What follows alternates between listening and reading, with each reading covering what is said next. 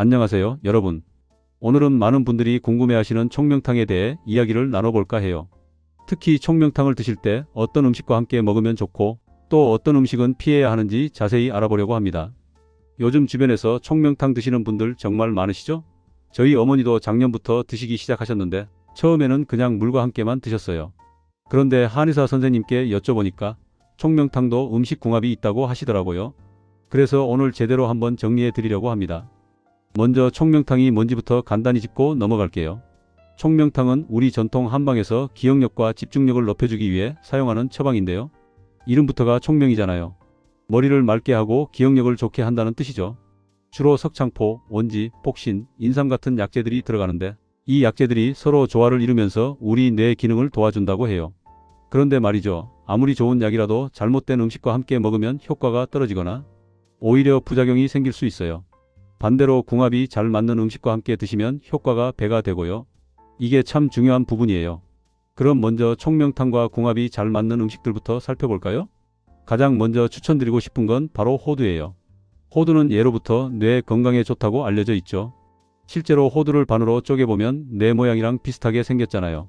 옛날 어르신들은 이걸 보고 호두가 뇌에 좋을 거라고 생각하셨대요. 그런데 실제로도 정말 좋아요. 호두에는 오메가3 지방산이 풍부하게 들어있는데 이게 뇌세포막을 구성하는 중요한 성분이거든요. 총명탕이 뇌 기능을 활성화시키는 동안 호두는 뇌세포에 영양을 공급해주는 역할을 해요. 하루에 한 줌 정도, 그러니까 대략 78발 정도를 간식으로 드시면 좋아요. 다음으로 추천드리는 건 잣이에요. 잣도 호두와 비슷하게 불포화 지방산이 풍부하죠. 특히 잣은 한의학에서 심장과 폐를 보호해주는 음식으로 여겨져요. 총명탕의 효과를 받으려면 우리 몸의 기혈순환이 원활해야 하는데 잣이 바로 이 순환을 도와주거든요. 아침에 잣죽을 드시거나 샐러드에 뿌려서 드시면 좋아요. 검은깨도 빼놓을 수 없죠. 흑임자라고도 부르는데요. 검은깨는 간과 신장을 보호하는 대표적인 식품이에요. 한의학에서는 신장이 뇌와 연결되어 있다고 봐요. 그래서 신장을 튼튼하게 하면 뇌 기능도 좋아진다는 거죠. 검은깨를 볶아서 가루로 만들어 우유나 두유에 타서 드시면 고소하고 맛도 좋아요. 저희 어머니는 아침마다 검은 깨가루 한 숟가락을 요구르트에 섞어 드시는데 꽤 괜찮다고 하세요. 블루베리도 정말 좋은 음식이에요. 요즘은 마트에서도 쉽게 구할 수 있잖아요. 블루베리에는 안토시아닌이라는 성분이 들어있는데 이게 강력한 항산화 작용을 해요. 우리 뇌는 산화 스트레스에 굉장히 취약한 기관이거든요. 블루베리가 이 산화 스트레스를 줄여주면서 총명탕의 효과를 더 오래 유지시켜줘요. 하루에 한 줌 정도 아침이나 간식으로 드시면 좋습니다. 시금치나 케일 같은 녹색 채소들도 추천드려요. 이런 채소들에는 엽산과 비타민 K가 풍부한데 이 영양소들이 뇌 기능 유지에 중요한 역할을 해요. 특히 엽산은 신경 전달 물질을 만드는 데 필요한 성분이에요. 총명탕을 드시면서 매일 녹색 채소를 충분히 섭취하시면 상승 효과를 기대할 수 있어요. 데쳐서 나물로 드시거나 샐러드로 드시거나 또는 스무디에 넣어서 드셔도 좋아요. 등푸른 생선도 빼놓을 수 없죠. 고등어, 꽁치, 삼치 같은 생선들이요. 이런 생선들에는 DHA와 EPA가 풍부하게 들어있어요. 이 성분들은 뇌세포의 구성 성분이자 뇌 기능을 활성화시키는 중요한 영양소예요. 일주일에 두세 번 정도 등푸른 생선을 드시면 총명탕의 효과를 훨씬 더 높일 수 있어요.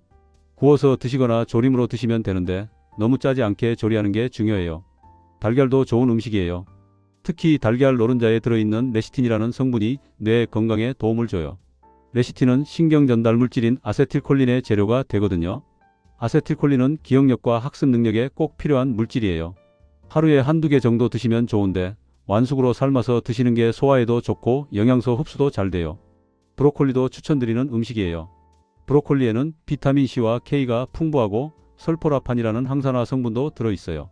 이 설포라판이 뇌세포를 보호하는 역할을 하거든요.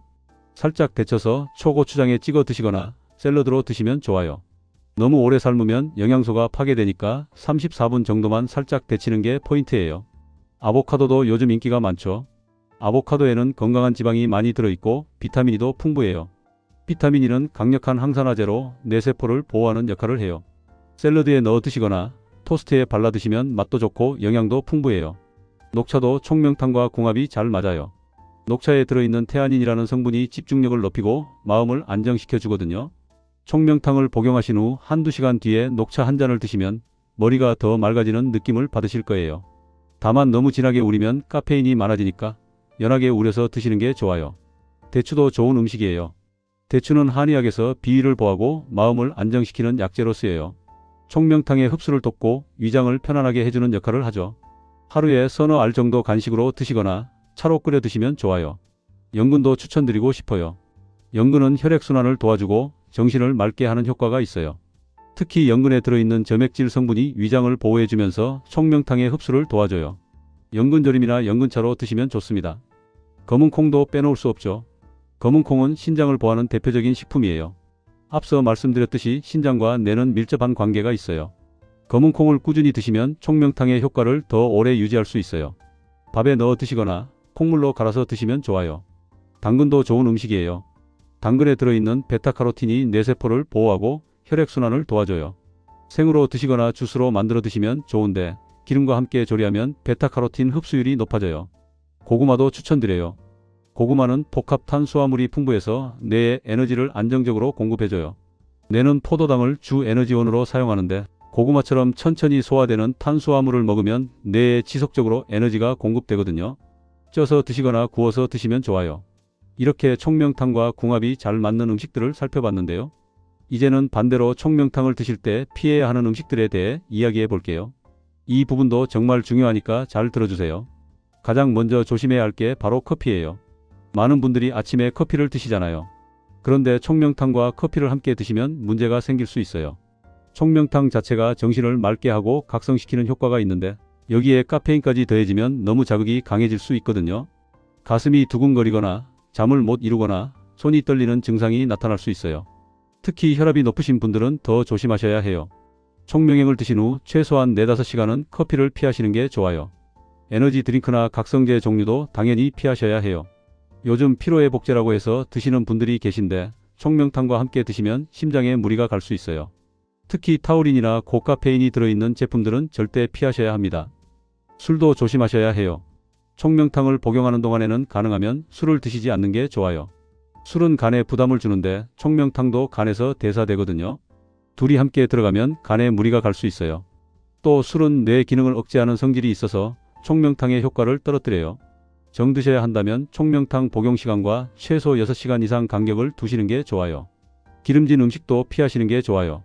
튀김이나 삼겹살, 치킨 같은 음식들이요. 이런 음식들은 소화가 잘 안 되고 혈액을 끈적하게 만들어요. 그러면 뇌로 가는 혈류가 나빠지면서 총명탕의 효과가 떨어질 수 있어요. 특히 총명탕을 복용한 직후에는 더욱 피하시는 게 좋아요. 매운 음식도 조심하셔야 해요. 고춧가루를 많이 넣은 음식이나 청양고추 같은 거요. 총명탕에 들어있는 약재 중에는 몸을 따뜻하게 하는 성질이 있는 것들이 있어요. 여기에 매운 음식까지 더해지면 몸에 열이 너무 많이 생길 수 있어요. 얼굴이 빨개지거나 입이 마르거나 불면증이 생길 수 있죠. 찬 음식이나 차가운 음료도 피하시는 게 좋아요. 아이스크림, 빙수, 얼음물 같은 거요. 총명탕은 따뜻한 성질의 약이에요.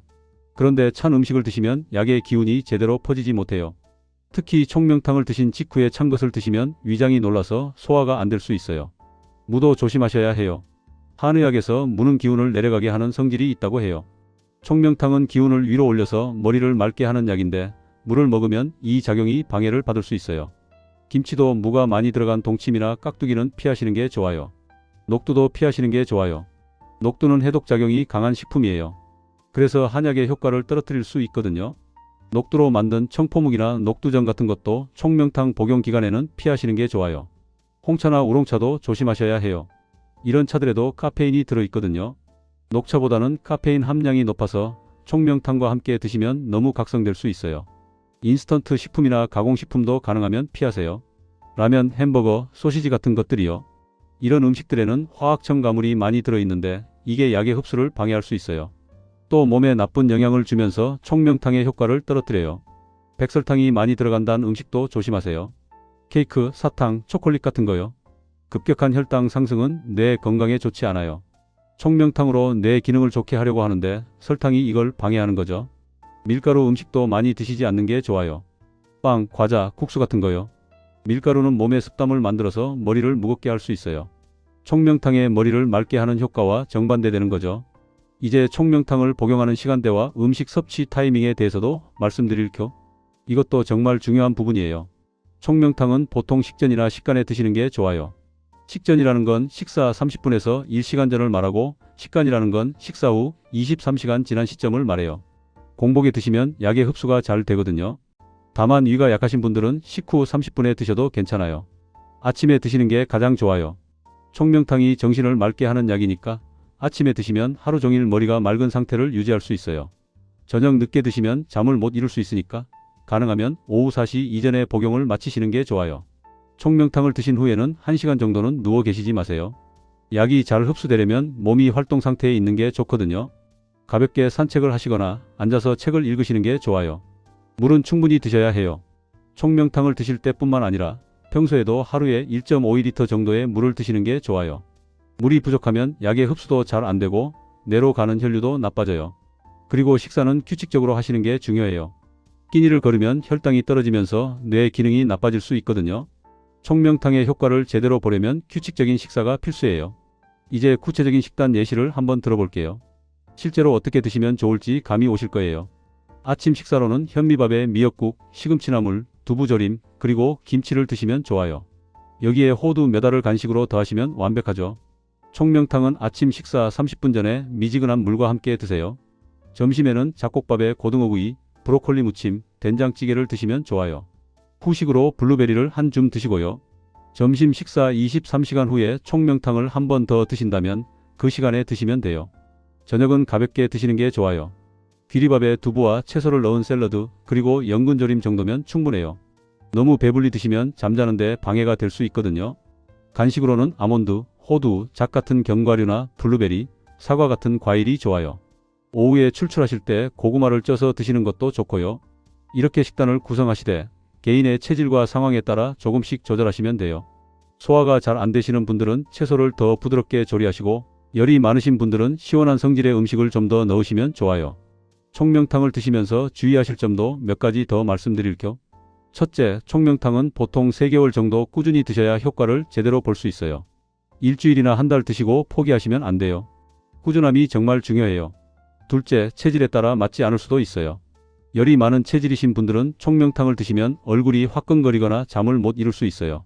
이런 증상이 나타나면 한의사 선생님과 상담해서 처방을 조절하셔야 해요.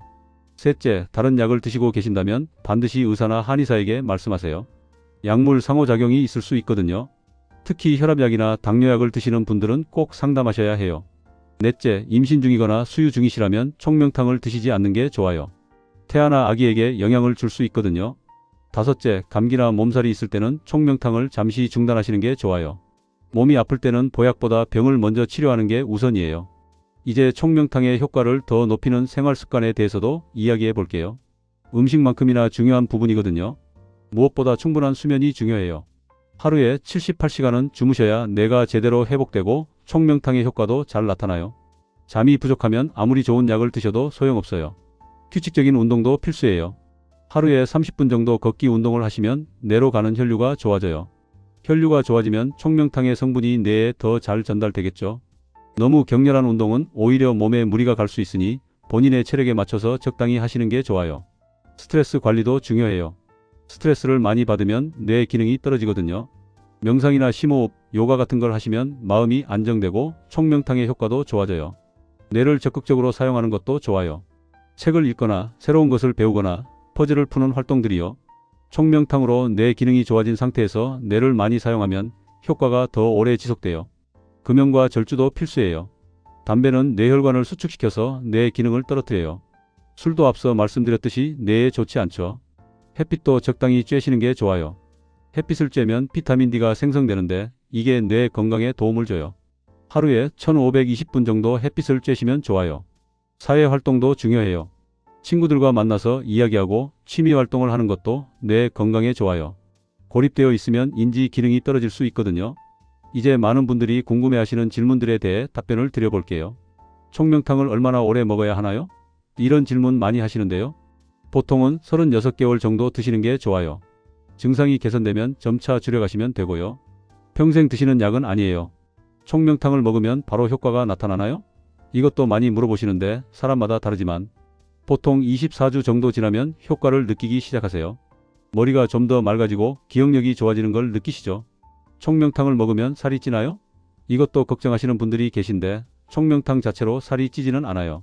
다만 식욕이 좋아질 수 있으니까 과식하지 않도록 주의하시면 돼요. 총명탕과 다른 건강보조식품을 함께 먹어도 되나요? 가능하면 한의사와 상담하시는 게 좋아요.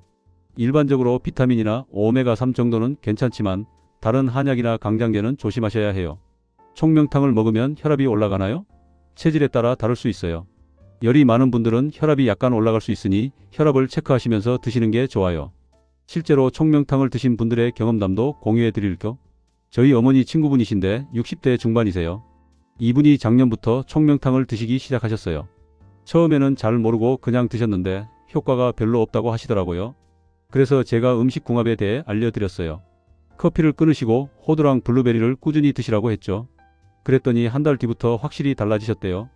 깜빡깜빡 하시던 게 줄어들고 책 읽을 때 집중도 잘 되신다고 하세요. 또 다른 분은 50대 후반 남성분이신데 이분은 처음에 총명탕을 드시면서 매일 소주를 드셨어요. 당연히 효과가 없었죠.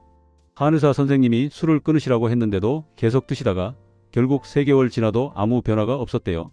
그러다가 정말 끊기로 결심하시고 술 대신 녹차를 드시기 시작하셨어요. 그리고 등푸른 생선도 자주 드셨고요. 그랬더니 2개월쯤 지나니까 확실히 머리가 맑아지는 걸 느끼셨대요. 이런 사례들을 보면 알 수 있죠. 아무리 좋은 약도 잘못된 생활습관과 음식궁합을 무시하면 효과가 없어요. 반대로 제대로만 관리하면 정말 좋은 효과를 볼 수 있고요. 계절에 따라서도 조금씩 조절하시는 게 좋아요. 여름에는 열이 많아지니까 시원한 성질의 채소를 더 많이 드시고 겨울에는 몸을 따뜻하게 하는 음식을 조금 더 드시는 거죠. 봄과 가을에는 평소대로 드시면 돼요. 나이에 따라서도 차이가 있을 수 있어요. 50대 분들은 아직 활동량이 많으시니까 영양을 충분히 섭취하시는 게 좋고 70대 이상 어르신들은 소화 기능이 약하실 수 있으니까 부드럽게 조리한 음식을 드시는 게 좋아요. 여성분들 중에 갱년기를 겪고 계신 분들도 계실 텐데요. 갱년기 증상으로 총명탕을 드시는 경우도 많아요. 이럴 때는 석류나 콩 같은 식물성 에스트로겐이 풍부한 음식을 함께 드시면 도움이 돼요. 남성분들도 나이가 들면서 기억력이 떨어지는 걸 느끼시죠? 이때 총명탕을 드시면서 아연이 풍부한 굴이나 호박씨 같은 걸 드시면 좋아요. 당뇨가 있으신 분들은 특히 조심하셔야 해요. 총명탕을 드시면서 혈당 관리를 철저히 하셔야 하거든요. 단 음식은 피하시고 혈당 지수가 낮은 음식 위주로 드세요. 고혈압이 있으신 분들도 마찬가지예요. 짠 음식을 피하시고 칼륨이 풍부한 바나나나 시금치 같은 걸 드시면 좋아요. 소화가 잘 안 되시는 분들은 총명탕을 드실 때 소화를 돕는 음식을 함께 드시면 좋아요. 무나배는 피해야 한다고 했지만 양배추나 매실은 괜찮아요. 이런 음식들이 소화를 도와주거든요. 불면증이 있으신 분들은 총명탕을 너무 늦게 드시지 않도록 주의하세요. 그리고 저녁 식사 때 상추나 호두를 드시면 수면에 도움이 돼요. 이제 마무리를 해볼까 해요. 오늘 정말 많은 내용을 다뤘는데요. 핵심만 다시 한번 정리해 드릴게요. 총명탕과 궁합이 좋은 음식은 호두, 잣, 검은깨, 블루베리, 녹색 채소, 등푸른 생선, 달걀, 브로콜리 같은 것들이에요. 이런 음식들은 뇌 건강에 도움을 주고 총명탕의 효과를 높여줘요. 반대로 피해야 하는 음식은 커피, 술, 기름진 음식, 매운 음식, 찬 음식, 무, 녹두, 인스턴트 식품 같은 거예요. 이런 음식들은 총명탕의 효과를 떨어뜨리거나 부작용을 일으킬 수 있어요. 총명탕은 아침 공복이나 식간에 드시는 게 좋고 충분한 물과 함께 드셔야 해요. 그리고 규칙적인 식사, 충분한 수면, 적당한 운동이 함께 따라줘야 효과를 제대로 볼 수 있어요. 무엇보다 중요한 건 꾸준함이에요. 하루 이틀 먹고 효과를 기대하시면 안 돼요. 최소 23개월은 꾸준히 드시면서 생활 습관도 함께 관리하셔야 해요. 그리고 자신의 몸 상태를 잘 관찰하시는 게 중요해요. 이상한 증상이 나타나면 바로 한의사와 상담하시고 필요하면 처방을 조절하셔야 해요. 총명탕은 분명 좋은 약이에요. 하지만 약만으로는 부족해요. 올바른 식습관, 건강한 생활 습관이 함께 따라줘야 진짜 효과를 볼 수 있어요. 오늘 말씀드린 내용들을 잘 기억하시고 실천하시면 분명 좋은 결과가 있으실 거예요. 여러분의 건강하고 맑은 정신을 응원합니다. 오늘도 건강한 하루 보내세요. 감사합니다.